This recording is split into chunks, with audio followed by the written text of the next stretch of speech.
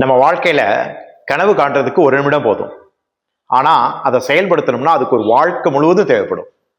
விடாமுயற்சி அப்படிங்கிறது வாழ்க்கையில ரொம்ப ரொம்ப முக்கியம். சமீபத்துல நிகிலிஸ் பென்குயின் அப்படின்னு சொல்லிட்டு சோசியல் மீடியால பார்த்துருப்பீங்க. இன்னைக்கு அதுல இருக்கக்கூடிய இன்னொரு வகை இனத்தை பத்தி நான் பேச விரும்புறேன். அதுக்கு பேரு எம்பரர் பென்குயின் சொல்றது. விடாமுயற்சிக்கு இது ஒரு நல்ல உதாரணமா இருக்கக்கூடும். பெண் பென்குயின் இடக்கூடிய முட்டைய இந்த ஆண் வகை எம்பரர் பென்குயின் தன்னுடைய கால்கள்லயே 60 நாட்கள் பாதுகாக்குங்கிறாங்க. கால்கள்ல அந்த முட்டைய அந்த பனிக்கட்டியில விழவிடாம கிட்டத்தட்ட ப்ரூட் பவுச்சுன்னு சொல்லப்படுது அந்த இடத்துல வச்சு அது பாதுகாக்குது.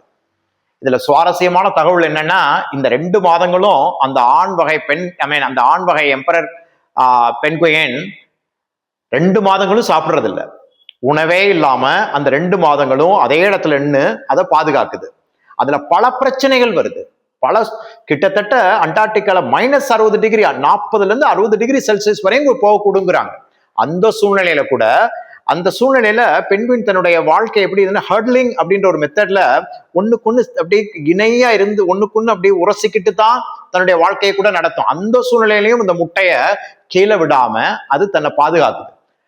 பல குளிர்காலம்னாலும் சரி, உணவு இல்லாம எந்த பிரச்சனையும் எவ்வளவு பிரச்சனைகள் வந்தாலும் அதை எதிர்கொண்டு அது பாதுகாக்குது. அதுக்கப்புறம் அந்த முட்டையில இருந்து அந்த குஞ்சு பொரிக்குது. இதுல என்ன இன்னொரு சுவாரஸ்யம் என்னன்னா, அந்த 2 மாதமும் பெண் இனம் உணவு தேட போயிடும். அது திருப்பி 2 மாதம் கழிச்சு வரல அப்படின்னா கூட இது தன்னுடைய உமிழ்நீர்ல இருந்தே உணவை அந்த குட்டிக்கு கொடுத்து பாதுகாத்து கொண்டு வரும் அப்படின்னு சொல்றாங்க. இது எதுக்கு நான் உதாரணமா சொல்றேன் அப்படின்னா, எவ்வளவு பிரச்சனைகள் இருந்தாலும் 60 நாட்கள் ஒரே இடத்துல இருந்து அதை கொஞ்சம் கூட அசைவு இல்லாம தன்னுடைய குஞ்சுக்காக தன்னுடைய வாழ்க்கையை அதை நகர்த்தி கொண்டு போகுது. இதுதான் விடாமுயற்சிக்கான நல்ல உதாரணமா இருக்கக்கூடும். ஆனா இன்னைக்கு நம்ம இளைஞர்கள் என்ன செய்யறோம்? பல இளைஞர்கள் என்ன செய்யறோம் அப்படின்னா, பல கனவுகளோட வாழ்றோம்.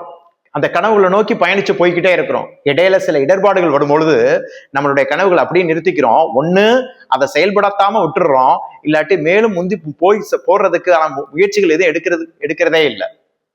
ஸோ விடாமுயற்சி அப்படிங்கிறது லைஃப்ல ஜெயிக்கணும் அப்படின்னா கண்டிப்பா அந்த விடாமுயற்சி இருந்துதான் ஆகணும். இடையில பல பிரச்சனைகள் வரும், பல இடர்பாடுகள் வரும், பல தொந்தரவுகள் வரும். இதெல்லாம் மீறிதான் நம்ம ஜெயிக்கணும். அப்படி ஜெயிக்கணும் அப்படின்னா அதுக்கு விடாமுயற்சிங்கிறது உண்மையான டூலா இருக்கக்கூடும்.